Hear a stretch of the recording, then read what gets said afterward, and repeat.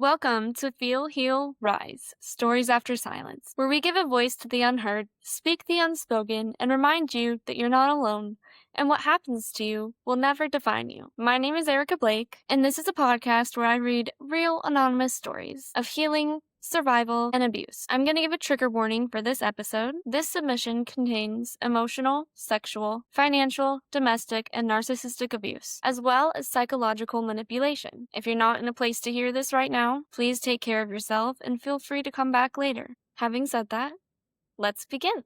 Someone on social media who love bombed me. For anyone who doesn't know, I've brought up the definition of a love bomb, which means to shower someone with attention or affection, especially to influence or manipulate them. Alright, it seemed amazing at first. The relationship was good, but over time, they started to use things against me, like my disability, previous trauma, and my struggle with addiction. They would say incredibly hurtful things, even encouraging me to self-delete. But then they would flip around and love on me again. They started isolating me from my family and my friends. They found a house that was accessible for my wheelchair and invited me over to visit. This visit never really ended because they always found reasons that they wanted me or needed me to stay. They even got me animals to take care of that would suddenly, mysteriously disappear. I believe that getting me the animals and taking them away was a way they used to control me. They shut me away from my parents and even the medical care that I really needed. They wanted to be the center of my world. And honestly, over time, I became dependent on them. They did this so that they could have absolute control over me. They started gaslighting me, which triggered a mental illness of mine. Then they started stealing my money, leaving me with almost nothing. The lack of money made it so hard that I did the only thing I could think of. I had to sell nudes and sexual content online in order to make money, only to have that be taken away from me as well. The last time I left, they proceeded to corner me in the bathroom and started spitting on me. But I managed to leave with the help of a friend. This experience caused me to have anger and numbness. I actually ended up going to rehab for my addiction to substances. In therapy, I started uncovering the reasons for my addictive behavior. I started going through my traumas, and it helped me understand why I was so vulnerable to that type of abuse. It helped me get distance from the situation. It took time to work and to be able to break the hold that this person had on me, but I was eventually able to cut ties altogether. Right now, I'm healing, still rebuilding, and finding a way to start chasing my passions again. If anyone else is in a similar situation, I want to tell you, you're loved, you're valuable. You do not listen to anybody who says differently. Abuse can take many forms. And just because another person isn't seeing it doesn't mean you're not suffering. You can leave, you can heal, and you're not broken. I want to say that a lot of people think once we leave a situation, it's like cut and dry, we're done, we're out. But it's often not as easy. All of the manipulation over time makes us want to run back to the person.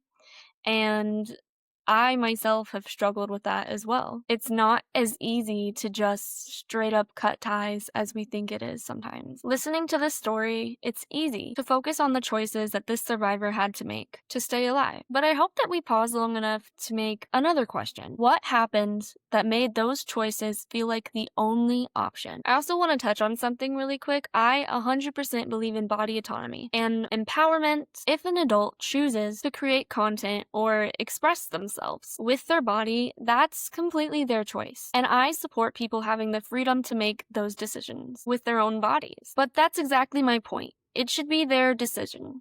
It shouldn't feel like an only option. No one should be forced into feeling like they should do something that they normally wouldn't choose because they're being controlled, abused, or trying to simply survive. The tragedy isn't what the survivor had to do. It's the fact that this survivor had their choice taken away from them. Real empowerment is not about what somebody chooses to do with their body. It's about having the option to choose in the first place. Abuse isn't just physical violence. It's manipulation, financial control, humiliation, intimidation, and slowly taking away somebody's ability to make their own decisions. When someone controls your reality, your money, and your sense of worth, leaving can feel impossible. I also want to say survival is not shameful.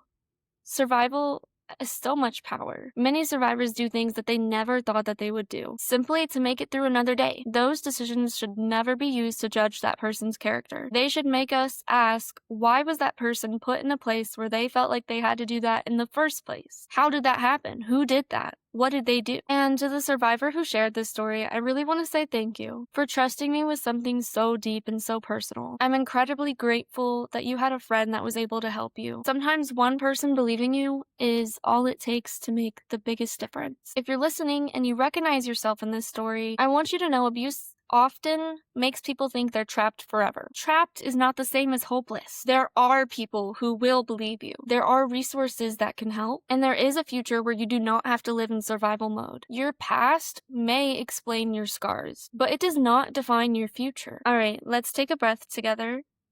We're gonna go in and out. Okay.